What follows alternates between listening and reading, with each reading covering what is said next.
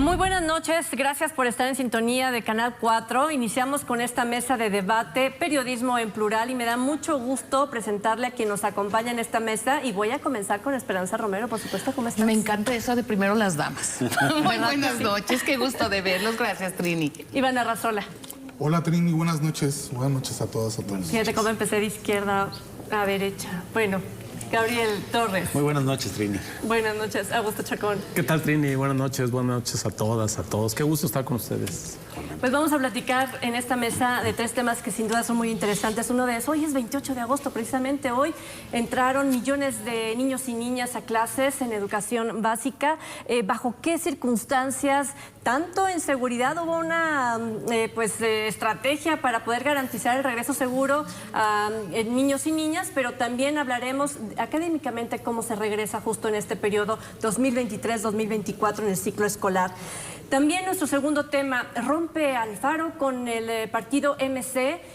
Bueno, ya unos dicen que fue justo Enrique Alfaro quien le abrió y quien tejió toda la fuerza mecista en Jalisco, y hay obviamente quienes están del lado de MC, que es necesario justo continuar con la dinámica o estrategia de este partido rumbo al 2024. Y por último, hablaremos y conoceremos el punto de vista de nuestra invitada y nuestros invitados sobre las condiciones de inseguridad que guarda nuestro país, México, y sobre esta situación en específico. ¿Hay que ceder nuestra libertad para tener mayor seguridad, o es que requerimos de otros medios para poder continuar viviendo bajo un esquema de libertad? Así que pues comienzo justo con este proceso de inicio a clases. Regresan niños y niñas, y algunos padres de familia, algunas instituciones tomaron medidas diferentes en torno al regreso a clases, sobre todo en temas de seguridad. Hay un sendero seguro por parte de la Universidad de Guadalajara,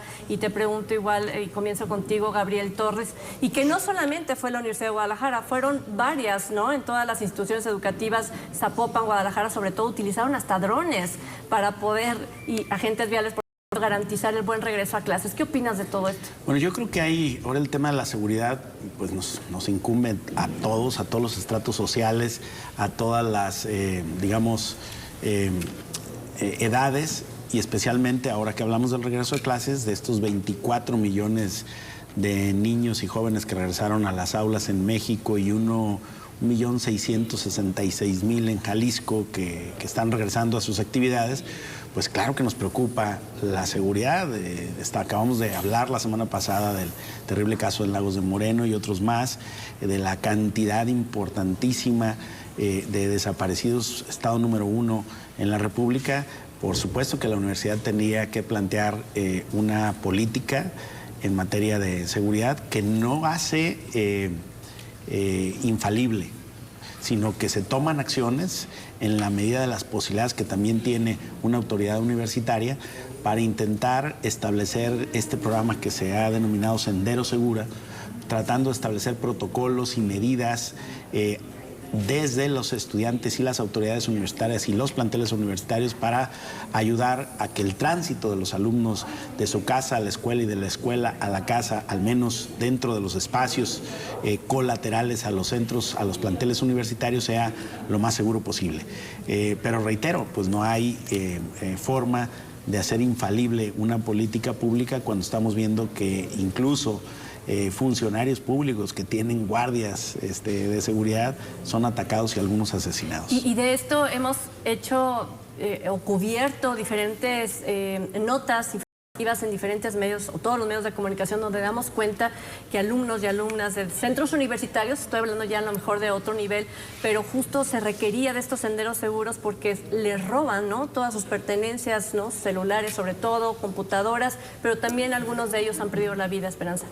Y en el nivel de educación básica, que el día de hoy es donde regresan, es quizá donde más apremie el reforzamiento de la seguridad, porque porque son los menores, sobre todo del nivel de secundaria, los susceptibles de caer presa de alguna adicción, de algún problema de consumo de estupefacientes, que sabemos que en muchas escuelas quienes se dedican a la distribución hasta los regalan este tipo de productos con tal de enviciar a la población. Entonces, el reclamo de los padres de familia ha sido siempre: refuercen la seguridad, hagan rondines en torno a las escuelas, y aquí, así a nivel universitario ha funcionado el Sendero Seguro. Creo que obliga principalmente primaria, secundaria, donde estén las autoridades municipales, estatales y federales en una coordinación efectiva para que desde la luminaria esté en óptimas condiciones, y aquel menor, aquel padre de familia tenga la tranquilidad de que si deberá caminar 1 o 2 cuadras para tomar el camión,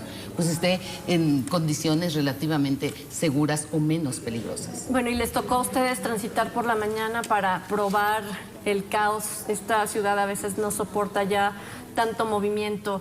¿Te tocó a ti, Iván? Pues creo que a todos nos tocó un poco, ¿no? Este caos del primer día, que sin duda este tema de la seguridad me parece que es primordial. Digo, aquí hemos analizado algunos casos lamentables, por ejemplo, el de esta alumna que pierde la vida en el municipio de Teotihuacán, en el Estado de México, pues a manos de una de sus compañeras que en una pelea la agarra con una piedra y la golpea, ¿no?, salvajemente. Pero me parece también que hay otros aspectos que hay que tomar en cuenta. El Banco Interamericano de Desarrollo, por ejemplo, señala que al menos en México los alumnos han perdido 2 años de clases después de la pandemia, ¿no? Hay 1,5 millones de niños que no van a iniciar sus estudios en este periodo. Hay problemas severos en materia educativa. Por ejemplo, en México solamente 16% de los alumnos de secundaria tienen los conocimientos necesarios en materia de matemáticas. Si hablamos, por ejemplo, de la cobertura a nivel de secundaria, pues estamos bastante bajos. Inclusive este tema de los dominios de ciertas disciplinas como las matemáticas, podemos encontrar contrastes muy serios. Por ejemplo, en el estado de Sinaloa, 29% de los alumnos tienen este dominio en matemáticas, pero en Tlaxcala solamente el 0.1%. Eso de lo que nos habla es que estos contrastes definitivamente obligan a pensar en cómo podemos fortalecer precisamente pues estas competencias. Ya lo revelaba, por ejemplo, el informe del Coneval en materia de rezago educativo. También se ha incrementado más de 1 millón de alumnos en rezago educativo.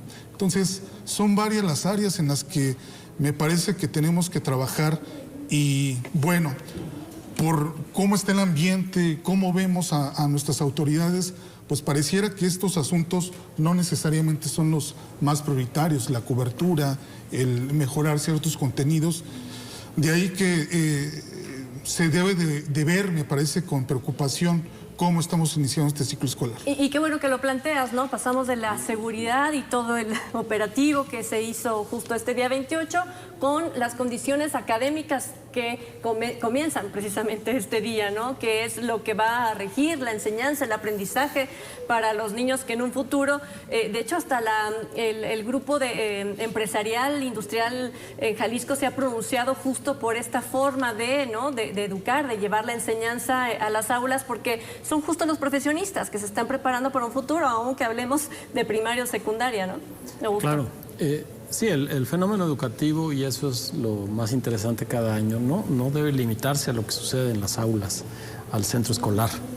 El fenómeno educativo es mucho más amplio. Cada año el regreso a clases sigue siendo nota, y tantos millones y los gobernantes le dedican a ir a una escuela. Ahora el presidente no, ahora traslada esa ceremonia a su ceremonia matutina, pero sigue mereciéndonos una gran atención. Ahora, por supuesto, en la seguridad, siendo el tema número 1 sentido para los mexicanos y las mexicanas, la educación no podía excluirse. Pero la educación no empieza únicamente dentro de la escuela. Justo el que tengamos que hacer operaciones especiales para que haya un sendero seguro nos habla de la falta de civismo, y ese civismo se enseña desde ahí, desde esa práctica, desde las mamás y los papás que se preocupan por la seguridad o que se quejan por la falta de seguridad. El niño, las niñas están recibiendo una educación cívica. ¿Qué hacemos con el espacio entre la casa y el plantel escolar? ¿Creemos que eso no educa? Necesitamos una ciudad educadora, y en esa ciudad, ciudadanos, ciudadanas, autoridades, todos educando para este gran evento que es ir todos los días a la escuela. Y después está, sí, el rubro que toca Iván, la calidad académica. Ya no la cobertura, me parece que en México hablar de cobertura, el porcentaje que aún no cubrimos es muy poco en términos amplios. En términos de calidad me parece que queda muchísimo a deber el sistema educativo completo. No solo el público, también el privado. Estamos formando adecuadamente a las nuevas generaciones para lo que se les viene encima, para lo que como sociedad se nos viene encima. Creo que hay un interés desde el debate que se da por si los libros sí, los libros no. Hay un interés de la sociedad entera por ver qué sucede ahí, pero ese interés no permanece en el tiempo. Necesitamos el involucramiento de toda la sociedad, lo decía Iván, de madres, de padres, de las colonias, de las autoridades de primer contacto, para ser parte de ese proceso educativo, que pasa por muchas vertientes, pero de entrada por disponernos adecuadamente para que la escuela haga su labor. Y no solo, insisto, dentro de la escuela, fuera de la escuela. Los padres confían suficientemente en los maestros, hay una relación equitativa entre profesores y padres. No estamos creando pequeños tiranos que a la menor queja provocan que los padres brinquen, restando la autoridad a las profesoras. Me parece que hay mucho que discutir en la educación, sí. La pandemia nos retrasó mucho, pero nos retrasó del retraso que ya teníamos. Las habilidades de lectoescritura, el pensamiento matemático ya eran una deuda y se demostraba consecuentemente con cada uno de los exámenes que hacíamos. Tenemos ahí una gran deuda con nosotros mismos y por supuesto con las niñas y los niños que quedan en manos de la oportunidad que se les ofrezca cuando sean adolescentes, dada esa deficiencia, insisto, no solo escolar, sino de la misma sociedad, siendo maestra de las nuevas generaciones, particularmente de civismo, pero también maestra de las ganas por aprender. De hecho, toda la semana pasada hubo trabajos entre autoridades educativas y también motivado por las reuniones con legisladores en el estado de Jalisco. Tanto así que del resultado de esas reuniones, el día de mañana, el gobierno del estado, las autoridades educativas, pues darán a conocer qué se hará, sobre todo con los libros de texto gratuitos y cómo se va a operar este ciclo escolar. ¿Qué se espera para el día de mañana después de las reuniones y las posturas de quienes participan justo dentro de estas reuniones, Esperanza? A mí me parece que todo hace indicar que los libros de texto, con todos los errores que contienen, serán repartidos y que ese es el anuncio que mañana se dará a conocer. ¿Por qué? Porque quienes forman parte de esta mesa de trabajo, comenzando por expertos de la Universidad de Guadalajara, después por empresarios que reconocen que las cosas se hicieron mal, que no se cumplió con el procedimiento, situaciones de forma y algunas de fondo, con todos los temas de fondo e incluso los contenidos, entre comillas, supuestamente ideologizantes, dando por bueno eso, en la balanza al final consideran que es preferible repartir los materiales que tenerlos en bodega. Eso por una parte, sin obviar el tema legal, el tema jurídico, que la pelota al final está en la cancha del gobierno federal, que es principalmente su responsabilidad. El gobierno de Jalisco ha dicho, no voy a incurrir en desacato, estoy siendo cauteloso. Sin embargo, hoy la Secretaría de Educación a nivel federal reitera y dice, de los 26 estados, de los 6 estados que han puesto un punto atrás, solamente 2 tendrían razones jurídicas para decir, no los reporto porque me avala el Poder Judicial. Los otros 4 no. Y en estos 4 está Jalisco. Eso por un lado. Y por otra parte, ¿qué pasa en la educación pública? ¿Qué pasa con muchísimos padres de familia, con los miles y miles de hogares en donde no hay para comprar el libro en la librería? Ahora sí que el material privado, el que está a la venta, y que únicamente e históricamente la base de estudio en el material que se reparte es el que proporciona el gobierno con todas las deficiencias. ¿Te puedo interrumpir? Que sé, y no menciono el nombre de la escuela privada, pero para primer año de secundaria, los libros de texto que llevarán durante todo el año tienen un valor de 9,000 pesos en conjunto. Solo libros. No lo dudo. 9,000 pesos. Yo fui educada en colegios privados. La mayoría de las personas con las que me relacioné y crecí. Fifi, pero mis hermanos, para mi envidia, entraron a la preparatoria, a la UDG. Y ahí les daban clases de comunismo y no son comunistas. Y allí iban a Belénes cuando no había nada y estaba desolado. Y empezaron con trabajo comunitario y con otra forma de pensar. Y sus maestros eran fundadores de partidos de izquierda. Y los ponían a leer. Ahora, en aquellos años en las escuelas privadas, a mí me tocó también una escuela privada, pero nosotros no nos encargaban libros, sino toda nuestra educación era con libros de texto y era educación privada. Pero de Santillana, libros comprados. Los libros de texto. Libros de texto. Pues a mí toda la vida lista de colegio y además negocio en la institución donde llega la librería y el porcentaje que lleva la dirección o la escuela. Pero bueno, ese es punto y aparte. A mí me parece que es el mal menor, con los errores, con las deficiencias, y hay oportunidad de que los corrijan, y además de que como se reúnen un viernes de cada fin de mes y se suspenden actividades en el nivel de educación básico, pues que allí les den las guías y la corrección. Nos agarró el corte para el siguiente bloque ya. Oye, Trin, es que hay algo de lo que no hablamos. Los incrementos con el regreso a clases. O sea, mientras la inflación fue del 4.7%, estamos hablando de incrementos en los útiles escolares, en lo más básico, como cuadernos y carpetas, que llegan al 8.8%, de las colegiaturas privadas, que estaban en el orden del 6%, y del calzado, fíjate, de los zapatos que requieren los niños para ir a la escuela, incrementos en el calzado del 7.1%. ¿Dónde está la autoridad de cara a la necesidad que tienen los padres de familia de comprar los útiles escolares y que se está dando un abuso absoluto con incrementos que van al doble incluso de la inflación registrada?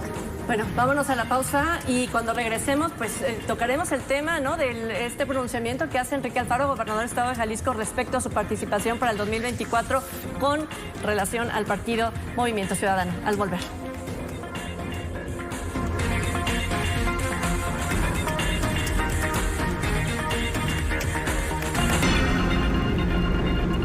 Bueno, sé que dije que vamos a hablar justo de este rompimiento de Alfaro con MC, pero dejamos un punto por ahí suelto en tema de educación y te quiero dar la palabra, Gabriel, para puntualizar.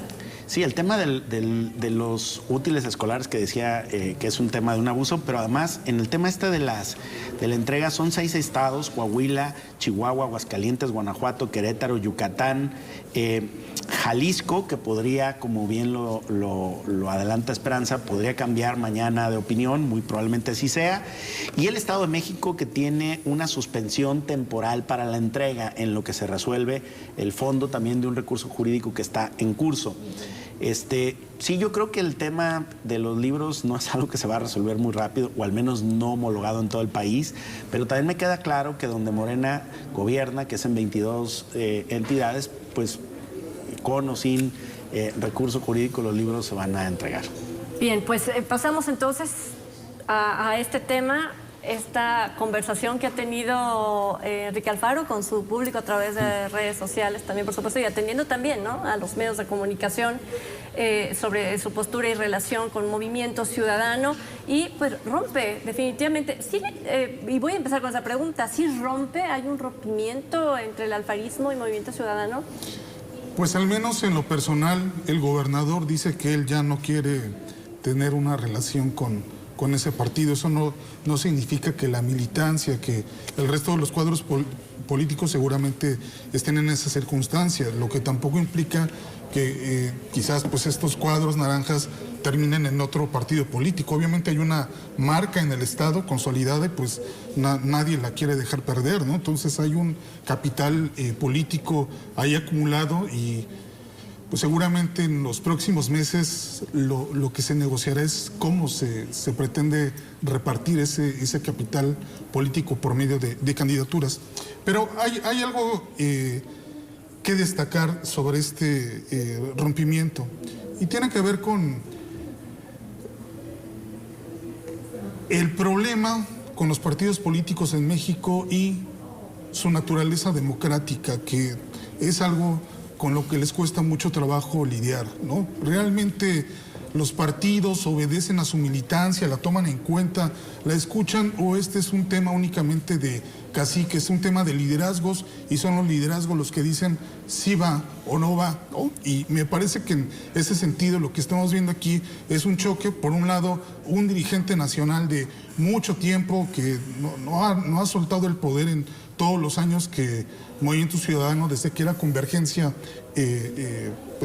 creó este partido político, y pues por otro lado, un personaje como Enrique Alfaro, que se presume como el líder moral, como el líder que forjó este partido en el estado de Jalisco. Desde Jalisco. Entonces, pues bueno, por un lado hay un líder nacional que reclama una estrategia aislacionista, que dice yo no quiero aliarme con el Frente, con el PRI, con el PAN, porque son la vieja política, y por otro lado un gobernador que dice, bueno, si no nos aliamos, pues vamos a perder el poder.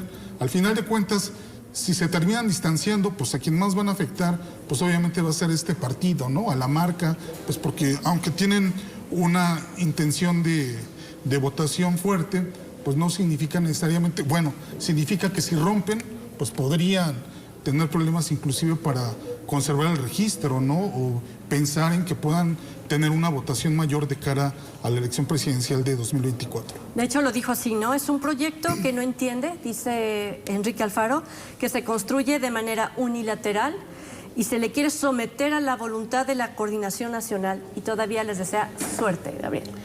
Yo creo que el rompimiento del gobernador no es con MC. De hecho, yo creo que él está preparando las candidaturas de MC en Jalisco.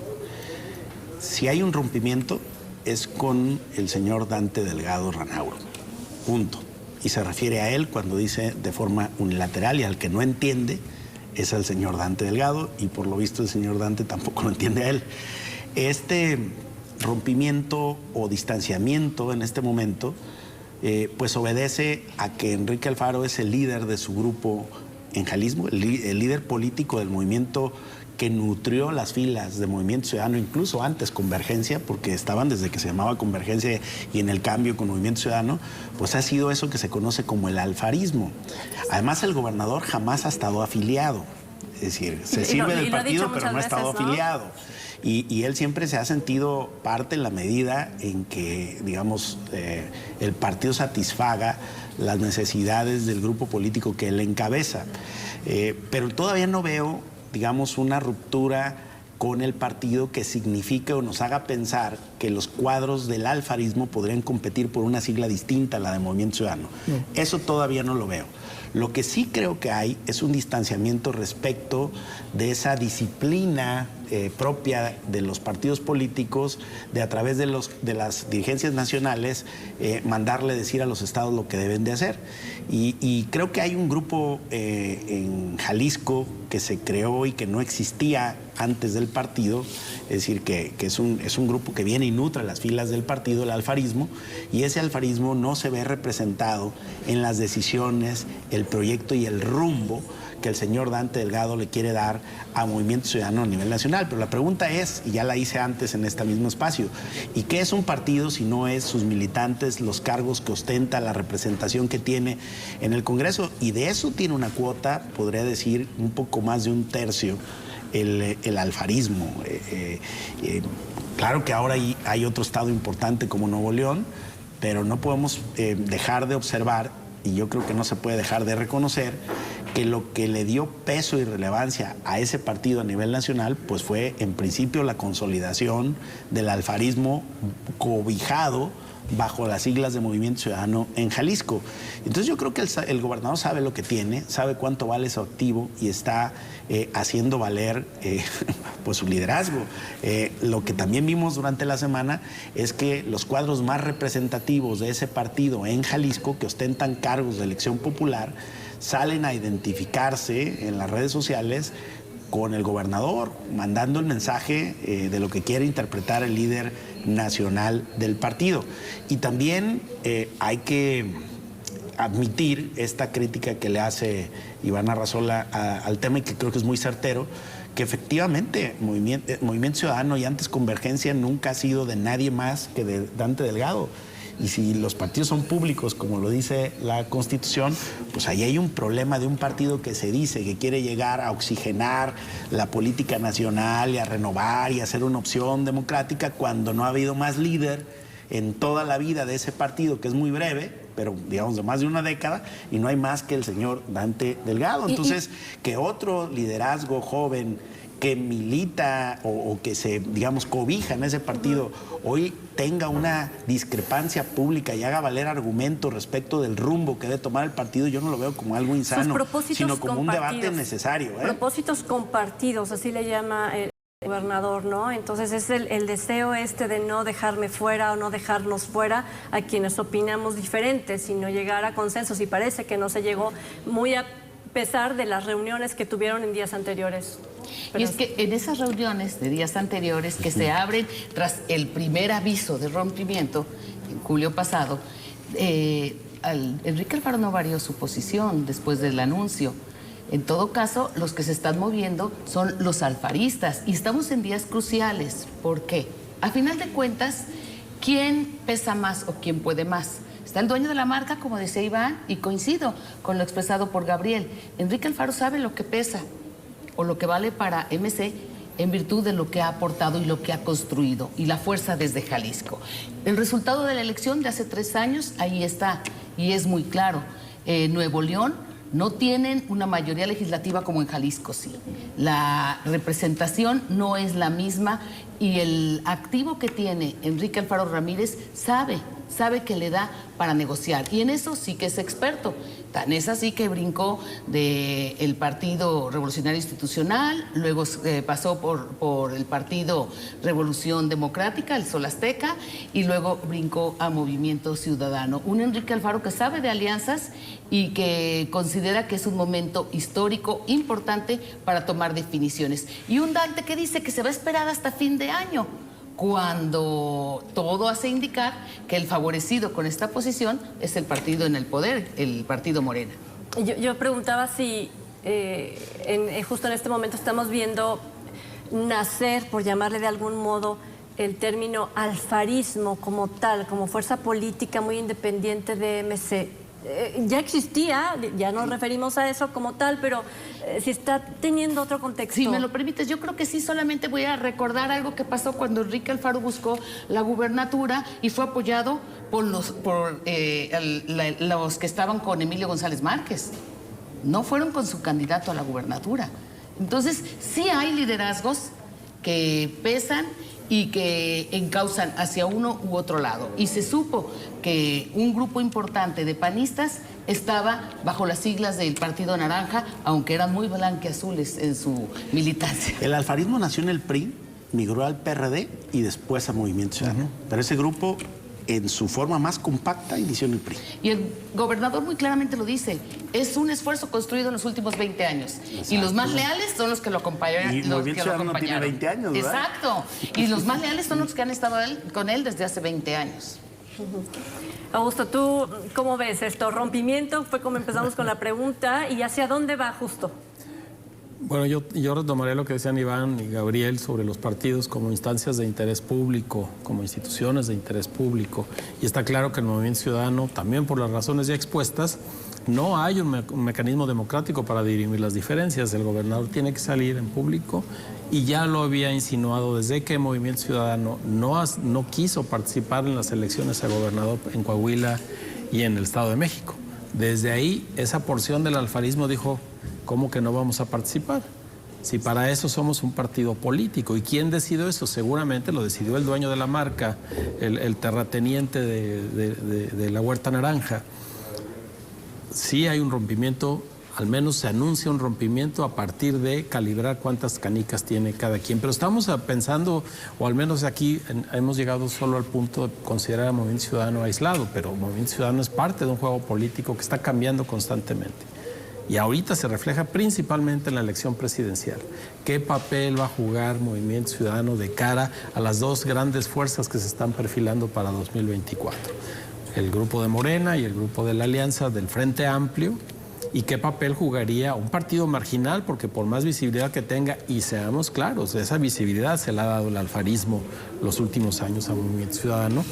Si se sale de la gran discusión de los grandes temas de política electoral, pues se sale completamente de la jugada, y por más que tengas cuadros, si el PRI y el PAN crecen en el movimiento de la alianza, si Morena sigue siendo la potencia que es, difícilmente habrá espacio para que un tercero disruptivo gane posiciones importantes, inclusive en espacios donde ya los tiene ganados, como Jalisco, donde puede el PRI y el PAN volver por sus fueros por medio de esta alianza, si es que sobrevive a lo que va a suceder el domingo en la selección de su titular del Frente Amplio. Si sobrevive esa alianza, PRI y PAN en Jalisco se vuelven muy fuertes.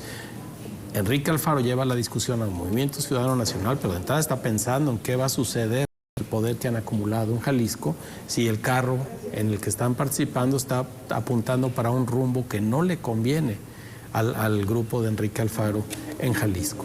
Eso es lo que está de por medio. Llegarán a romper, creo que a ninguna de las dos partes les conviene, a menos que Enrique Alfaro hiciera un pacto muy complejo con Xóchitl Gálvez, pero muy complejo, porque ni modo que el PAN y el PRI aquí se queden cruzados de brazos porque Enrique Alfaro pactó con la potencial candidata.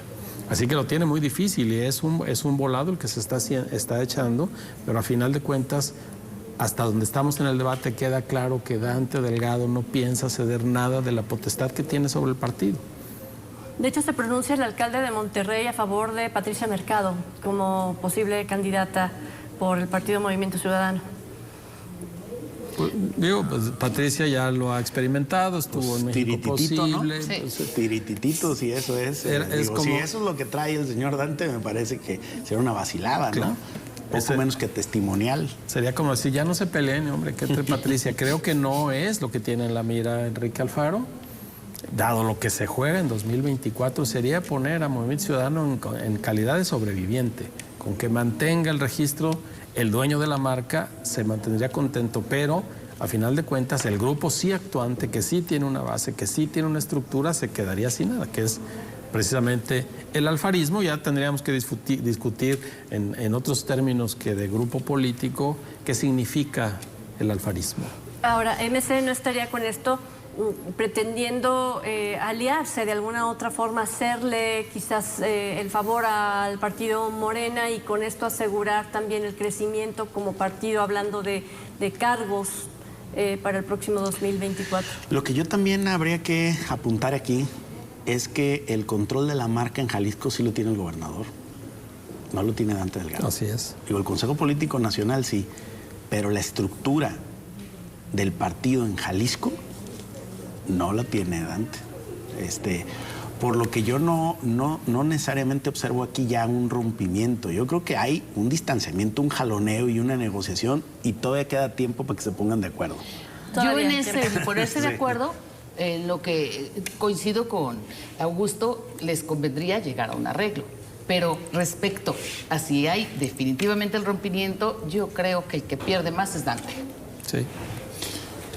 El presidente de MC, Dante Delgado, está blofeando, ¿no? Él apela a un estudio en el que dice: nosotros somos la segunda fuerza política, ¿no? Y estamos seguros que si tenemos un buen candidato, ganamos inclusive la presidencia de la República con Patricia Mercado o con, o él mismo, por ejemplo, Samuel García, que tiene una bronca grande en su estado con el Congreso, que lo tiene en contra, o pues con todavía un Luis Donaldo Colosio muy joven. Entonces realmente esa estrategia en los hechos pues no se sostiene. Viendo las encuestas, pues MC no trae más allá de un 11%, ¿no? Pero lo que pareciera que es claro para... súper generoso, oye. Bueno, las ¿no? encuestas 8, por lo 9, menos de un diario nacional el día de hoy dicen que Samuel García tiene 11% de bueno, intención si fuera de voto. Samuel. Pero Samuel García. el más Samuel. emocionado es el presidente López Obrador, que hasta dice que es buen gobernador, parece que está aplaudiendo.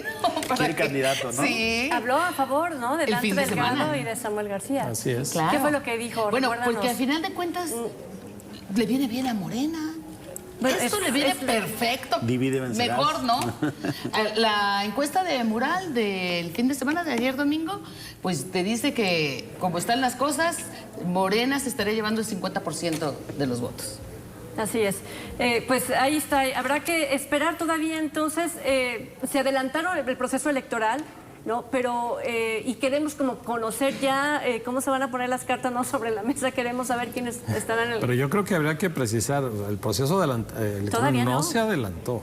Lo Se adelantaron. brincaron las trancas y se metieron al proceso electoral. El proceso electoral formal y legalmente no ha iniciado. A ver, yo hablaba con gente del YPC y dice, no, aquí Jalisco al menos YPC no tenemos nada que Ni los veo ni los oigo, señalar, dicen. exactamente, no hay irregularidades, no hay... Estamos bien. Qué bueno. Hombre, estamos No, no. ante uno de los Las- mejores la ley órganos es clara. electorales en la historia de Jalisco.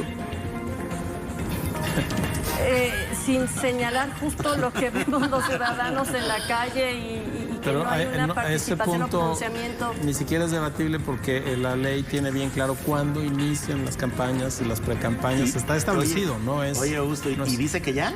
Dice que no. O sea, no. Pero el Que no, árbitro que- dice que... Bueno, es que el Aquí están árbitro hablando dice que no es Pero proceso aquí de estamos nada. en calidad de bar, entonces tenemos Ok. otra opinión. Tenemos otra opinión.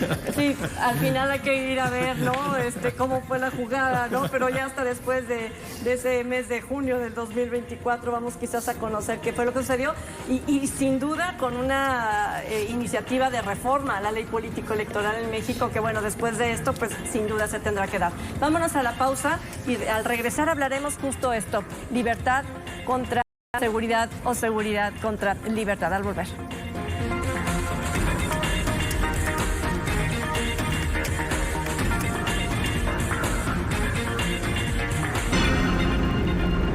Ya estamos de regreso. Muchísimas gracias por acompañarnos en Periodismo en Plural. Cuando iniciamos este espacio hablábamos de la inseguridad y cómo hubo todo un programa de regreso a clases muy enfocado justo a garantizar la integridad física de las y los alumnos de educación básica. También hemos hablado de la política, hasta cierto punto quienes administran justo el tema de seguridad en nuestro país. Y la pregunta que nos hacíamos fuera de cámara hace unos días, ¿no?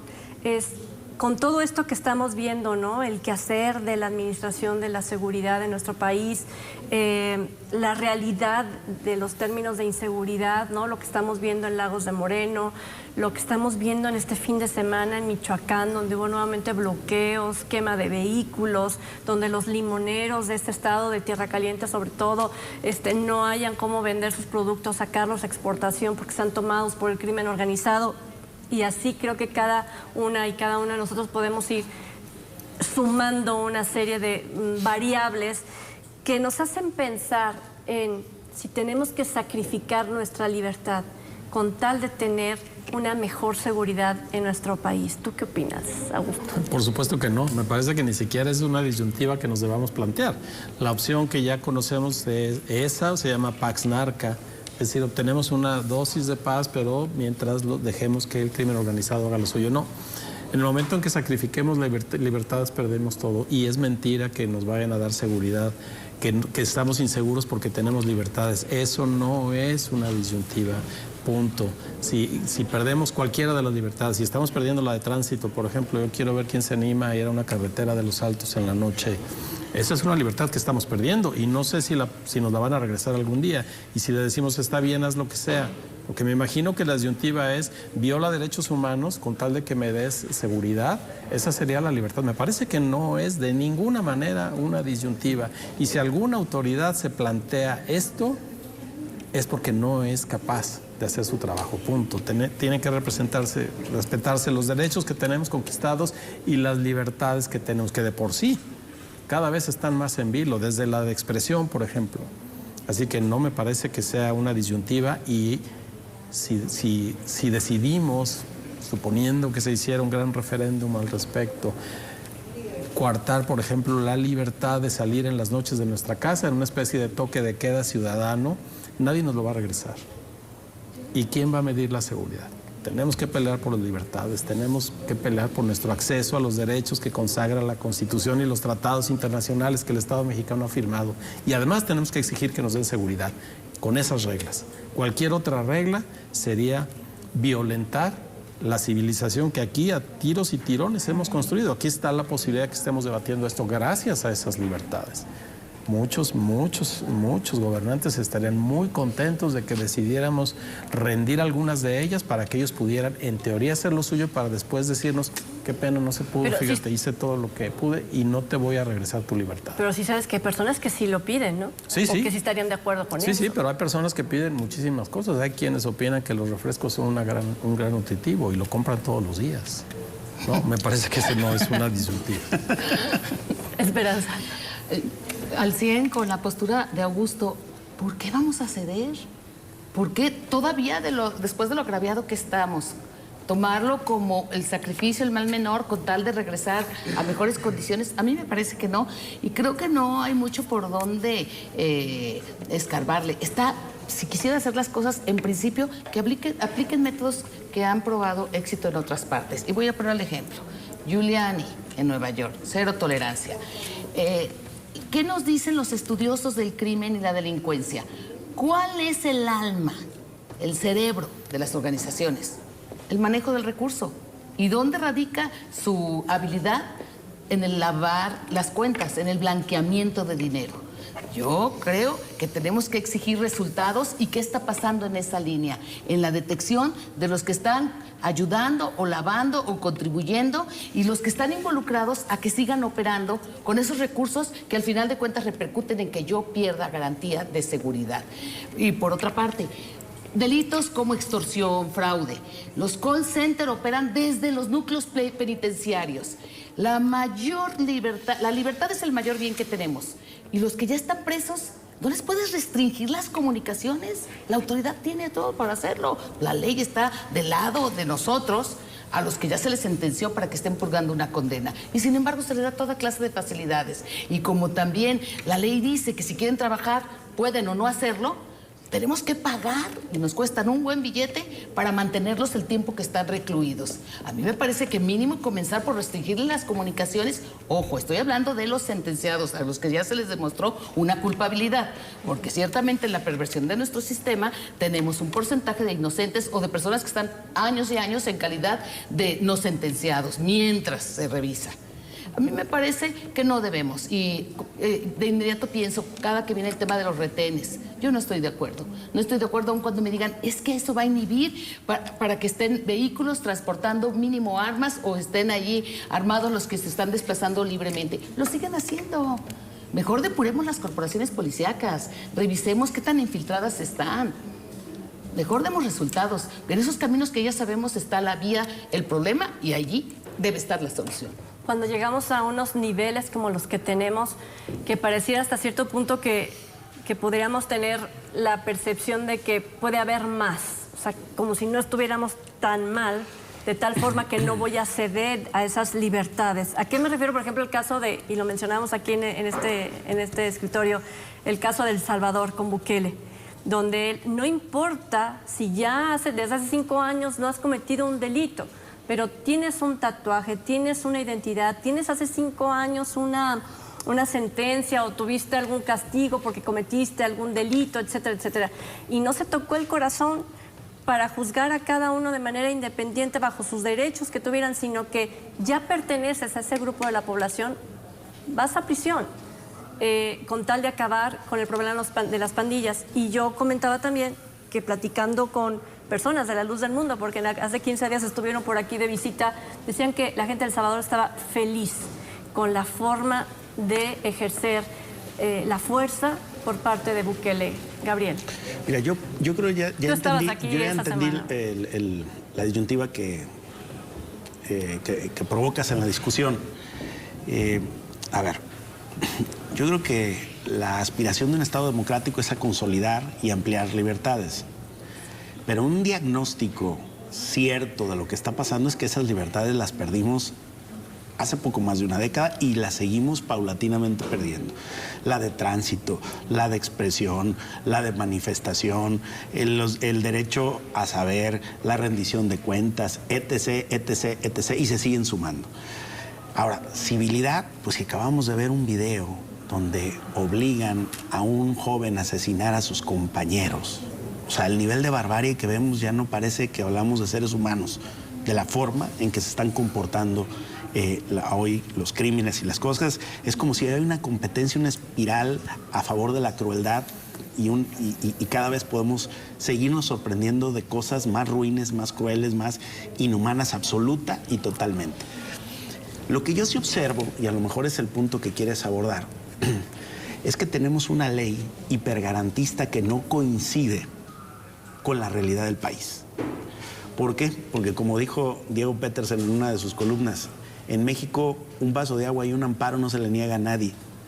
Y entonces vemos que los criminales, los corruptos, los que defraudan, los que matan, los que secuestran, los que violentan a las mujeres se las encuentran bastante fácil con una ley hipergarantista creada para un mundo perfecto que no es México, donde los principales usuarios de esa ley hipergarantista para seguir lesionando a la sociedad son los delincuentes de toda índole, desde los de cuello blanco hasta los criminales que asesinan, que matan mujeres, que cometen feminicidios, que laceran a los niños. Es decir, todos esos casos terminan en un amparo, en una absolución. Por eso es que el crimen organizado le tiene tanto miedo a la extradición en Estados Unidos. ¿Qué hay en Estados Unidos? Rigor, fuerza, un sistema judicial que sí castiga, jueces que sí imponen penas y leyes que permiten castigar a quienes lesionan a la sociedad. También es falible, ¿eh? También es falible, pero en un porcentaje muchísimo menor a lo que ocurre en México. Yo creo que lo que no podemos, y lo digo con todo el riesgo que implica esta opinión, porque es una opinión que podría calificarse como temeraria, lo que yo creo, pues convicción, que no podemos seguir haciendo es construir una ley hipergarantista, seguir en esa línea, ¿no? Cuando en la realidad del país es otra absolutamente. Les cobran plaza, los empresarios ya no puedes ni siquiera ir por carreteras de paga, las de cuota, ya no te digo las libres, las de cuota, plena luz del día. El video de la semana pasada aquí en Lagos, ¿no? En sentido contrario, los criminales con armas largas, ¿dónde está? Y si los llegaran a detener y fueran parte de ese 5% que logran detener de los que delinquen, se las encuentran fácil para que con los instrumentos de nuestra ley hipergarantista no purgar condena y no tener pena. Y por eso, Gabriel, es que hay una anomia absoluta. No hay manera de aplicar la ley ni de que el ciudadano le tema la transgresión de la ley cuando no hay castigo posible. Que no se nos vaya el tiempo, mi querido Gabriel. Es que tú dices, es que esto está en vilo, precisamente porque creo que aquí está la distancia tan corta, ¿no? Pero habría que no confundir que el problema está en la ley cuando 95% de los casos no pasan por la ley. No hay una procuración de justicia en ningún tema. Hombre. Entonces, me parece que decir, cambiemos la ley para que entonces sí las autoridades hagan su trabajo, me parece que no estamos en ese punto. Tendrían que hacerla en las condiciones en que está la ley, porque no es a consecuencia de la ley que estamos como estamos. Y no hay manera, Augusto. Y lo que sucede en El Salvador es que es un intercambio. Unos criminales meten a la cárcel a otros criminales y nada más cambian de criminal. Si no se respetan las leyes, aunque el Estado sea hipergarantista, quien crea que aplica la justicia brincándose las leyes, brincándose los más elementales derechos humanos, está en la calidad de criminal como aquellos a los que piensa sancionar. Iván Arrazola. Me parece que aquí hay un tema, y es un tema político. Coincido con Augusto. Esto no tendría por qué estar sujeto a una discusión entre libertades o seguridad, pero hay señales muy preocupantes de que el orden que conocemos se ha roto o está en esas vías. Datos del Latinobarómetro 2023, 48% de apoyo a la democracia en el 2023. En el 2010 ese apoyo era de 63%. Vamos con datos de México.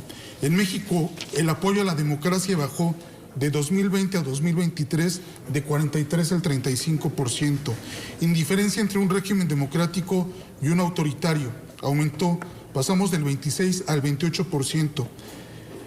el apoyo a un gobierno autoritario pasó de un 22% en 2020 a un 33% en 2023. ¿Y por qué, Iván? ¿Por qué? Pues porque las instituciones no están funcionando. Claro. Pero ahorita tenemos un gobierno autoritario. Y tenemos Es un lo que han gobierno... estado pidiendo, es lo que están al autoritarismo pidiendo. por la vía democrática. Ahorita estamos Augusto. en medio de un gobierno O sea, autoritario. tuvimos una transición al autoritarismo por la vía democrática. Pues sí, sí, sí. Exacto. Sí, sí, sí. Iván. Y eso es la recesión Y yo democrática. diría que al populismo con autoritarismo, porque el populismo juega un elemento ¿por central qué, aquí, Augusto, por tan lo qué? juega central por la ineficacia, por las circunstancias, pero cambiar las leyes nunca ha cambiado la realidad, Gabriel. Iván. Punto. Pero estamos instalados en una realidad, en Ahí estas Salina, condiciones, el personalismo, o sea, digo, si el presidente tuviera la mayoría calificada necesaria para cambiar la Constitución, lo habría hecho y lo habría hecho de un modo tal. Entonces, ¿a qué nos estamos acercando? A unas condiciones en las cuales el personalismo, el dominio de una persona, de un grupo de personas, se empieza a sobreponer a las instituciones, a los partidos políticos, a las instituciones en general. Entonces, sí hay condiciones que nos podrían llevar más adelante a una situación como la que se está dando en El Salvador. O sea, se tendría que estar no se prendiendo desea, focos rojos. pero podría serlos. Estos datos son claros. Vamos en un camino equivocado.